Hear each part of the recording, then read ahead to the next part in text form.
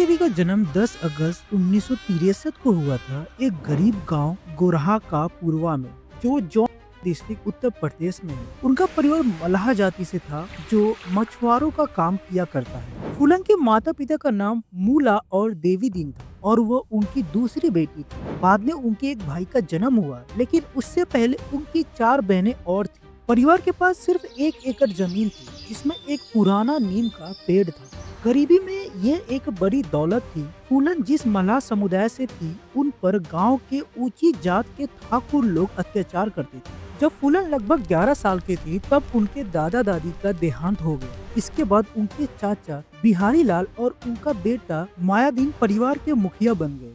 बिहारी लाल और मायादीन ने अपने पोजीशन का गलत फायदा उठाया। उन्होंने गांव के मुखिया को रिश्वत देकर जमीन का कागज बदलवा दिया और फूलन के पिता की जमीन चुरा ली। उसने खुले आम मायादीन का विरोध किया, उसे चोर कहकर गांव में सबके सामने चिढ़ाया और जमीन चुराने का आरोप लगाया। जब बात बढ़ गई तो फूलन ने गांव की कुछ लड़कियों के साथ मिलकर उसकी विवादित जमीन पर धरना दे दिया। गांव के बड़े बुजुर्ग ने समझाने की कोशिश की, लेकिन फूलन और उसके साथियों ने वहां से जाने से इनकार कर दिया। उसे ईंट से मारकर बेहोश कर दिया गया और उसके बाद उसके माँ बाप को भी सजा के रूप में पीटा गया। सिर्फ 11 साल की उम्र में फूलन की शादी पुत्तीलाल मल्लाह नाम के एक आदमी से कर दी गई, जो उम्र में उससे 3 गुना बड़ा था और कई 100 किलोमीटर दूर रहता था। यह शादी जैसे एक सौदा थी, एक गाय, एक साइकिल और सिर्फ 100 रुपए के बदले में हुई थी। नए घर में फूलन को रोज मारा पीटा जाता था और पति के तरफ से बुरा सुलूक का सामना करना पड़ता था। उसका पति उसके साथ जबरदस्ती किया करता था।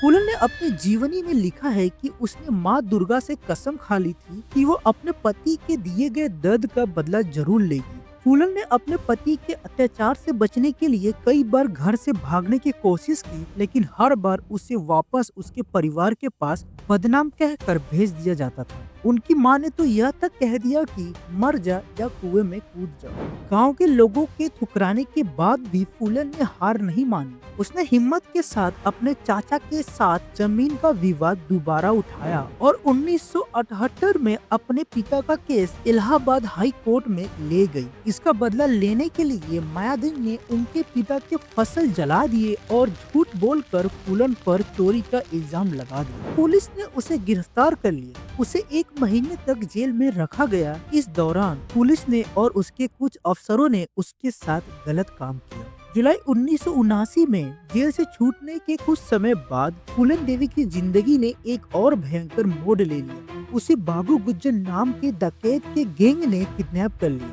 उसने उसके साथ बार बार गलत काम किए, जो फूलन के पहले से चले आ रहे दर्द को और गहरा बना गया।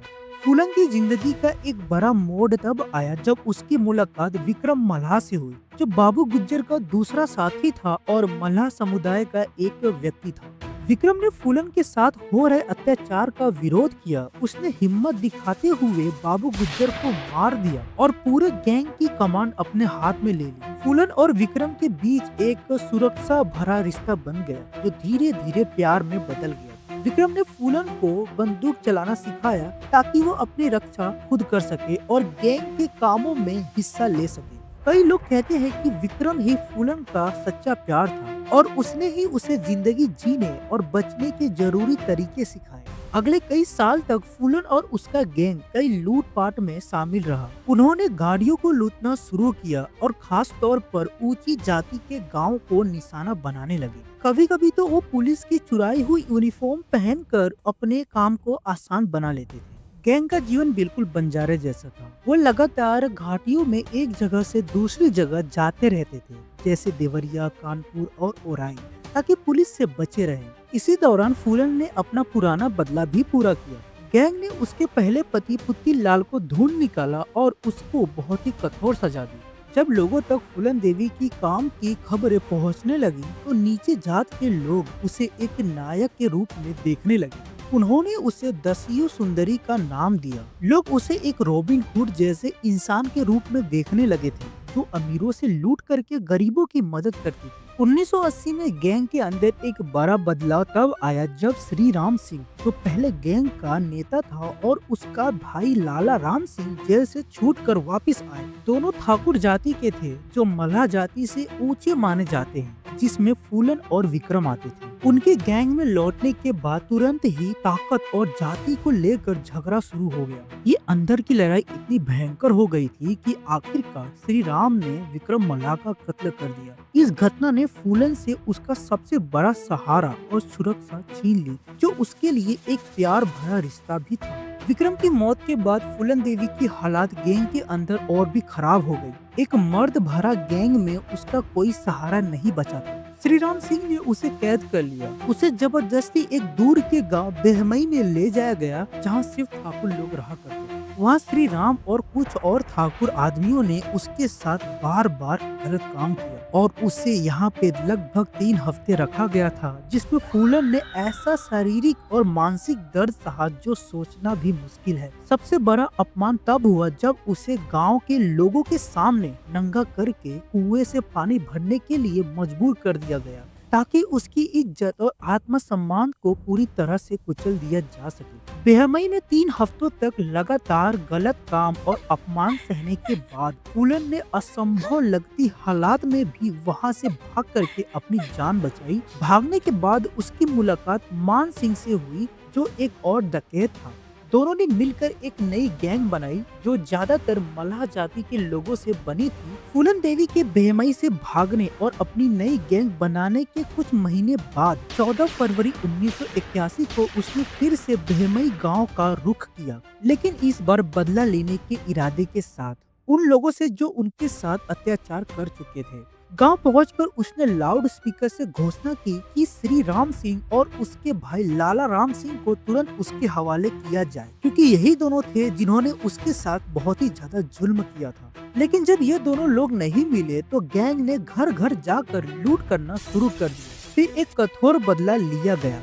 22 आदमियों को यमुना के किनारे लाइन में खड़ा करके पीठ के पीछे से गोली मार दी गई। उनमें से 20 की मौत हो गई, जबकि 2 लोग किसी तरह जिंदा बच गए।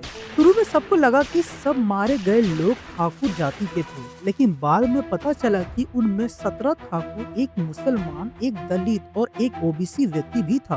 बेहमई हत्याकांड ने पूरे देश में खासकर ऊंची जात के लोगों के बीच जबरदस्त गुस्सा पैदा कर दिया। घटना इतनी भयंकर थी कि इसका राजनीतिक असर भी पड़ा। उत्तर प्रदेश के उस समय के मुख्यमंत्री बीपी सिंह को इस्तीफा देना पड़ा। फूलन देवी को पकड़ने के लिए पूरे क्षेत्र में पुलिस की बड़ी तलाश अभियान शुरू किया गया। उस पर लोगों का गुस्सा बढ़ते गया और उसे पकड़ने की मांग जोर पकड़ने लगी। फूलन के खिलाफ 48 इल्जाम लगाए गए, जिनमें किडनैपिंग, लूट और हत्या जैसे भयंकर अपराध शामिल थे। कुल मिलाकर उस पर 57 केस फाइल हुए, जिनमें कई बार हत्या का भी आरोप था। 2 साल तक पुलिस से बचाव करने के बाद फूलन देवी ने आखिरकार अपने आप को पुलिस के हवाले करने का फैसला किया। उन्हें गांव के गरीब और नीची जाति के लोगों का भारी समर्थन मिलता था, जिसके कारण पुलिस उन्हें पकड़ नहीं पाई थी और उन्हें सरेंडर करवाने के लिए गवर्नमेंट ने राजेंद्र चतुर्वेदी को चुना था, जो कि एक लोकल पुलिस ऑफिसर थे। और उन्होंने हाल ही में मलखान सिंह राजपूत, जो कि एक लोकल डकैत था, उसे मना करके सरेंडर करवाया था और इसीलिए फूलन देवी के लिए भी इन्हें ही चुना गया था। 1983 में फूलन ने मध्य प्रदेश में सरेंडर किया, लेकिन ये हार नहीं थी, बल्कि यह एक सोची समझी डील थी। उन्होंने अपने सरेंडर के लिए कई शर्तें रखी, जिनमें सबसे बड़ी यह थी कि उनके गैंग के किसी भी साथी को सजा नहीं दी जाएगी। इससे उनके अपने लोगों के प्रति वफादारी दिखाई देती है।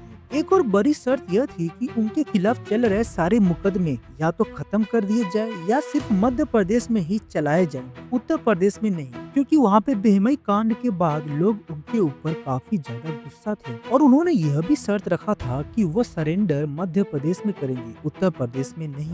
1983 में अपना सरेंडर करने के बाद फूलन देवी को ग्वालियर जेल में 11 साल तक बंद रखा गया और 1994 में वो जेल से रिहा हुई।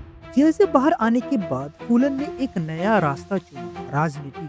उन्होंने समाजवादी पार्टी ज्वाइन की, जो नीची जातियों, गरीब लोगों और मुसलमान समुदाय के हकों के लिए काम करती थी। उनकी सियासत में एंट्री और मजबूती हुई जब समाजवादी पार्टी के नेता मुलायम सिंह यादव ने उन्हें पार्टी का उम्मीदवार बताया। 1996 में फूलन देवी ने एक बड़ी जीत हासिल की। वो मिर्जापुर से लोकसभा की सांसद चुनी गई। हालांकि 1998 में वो हार भी गई, लेकिन 1999 में उन्होंने वापस जीतकर दूसरी बार संसद में एंट्री ली। 25 जुलाई 2001 को फूलन देवी की गोली मार करके हत्या कर दी गई, उनके घर के बाहर न्यू दिल्ली में। उस समय वह 13वीं लोकसभा की सिटिंग मेंबर ऑफ पार्लियामेंट थी। वो सुबह पार्लियामेंट से सेशन के बाद लंच के लिए अपने घर लौट रही थी, तभी 3 मास्क पहने आदमियों ने उन पर गोली चला दी। उन्हें तुरंत हॉस्पिटल ले जाया गया, लेकिन वहां पहुंचने से पहले ही उन्हें मौत घोषित कर दिया गया। फूलन देवी की जब हत्या हुई तब वो सिर्फ 37 साल की ही थी। फूलन देवी की हत्या का मुख्य आरोपी शेर सिंह राणा था। उसने 2 और लोगों के साथ मिलकर ये साजिश रची थी और गोली मारकर उनकी जान ले ली। घटना के कुछ ही समय बाद शेर सिंह राणा गिरफ्तार हुआ और उसने हत्या कबूल कर ली। उसने कहा कि उसका मकसद 1981 में बेहमई कांड का बदला लेना था। जब पुलिस ने जांच किया तो उन्हें पता चला कि इसके पीछे उसका और कोई मोटिव नहीं था। उनका कहना था कि राणा ने यह सिर्फ अपनी राजनीतिक पहचान बनाने के लिए किया। अगस्त 2014 में उम्र कैद की सजा सुनाई गई। फिर भी 2016 में उसे बेल मिल गई और तब से वो जेल से बाहर है और अभी एक पॉलिटिशियन। तो यह थी पूरी कहानी फूलन देवी के ऊपर। आपको फूलन देवी कैसी लगी, इनके ऊपर आपके क्या विचार है, नीचे कमेंट बॉक्स में जरूर कमेंट करना। अगर आपको हमारी ये वीडियो अच्छी लगी तो आप हमारे और भी वीडियो देख सकते हैं। और अगली वीडियो आप किसके ऊपर चाहते हो, किसकी कहानी आप जानना चाहते हो, नीचे जरूर कमेंट कर देना। मैं आपसे मिलता हूँ एक नई वीडियो में, तब तक के लिए बाय बाय।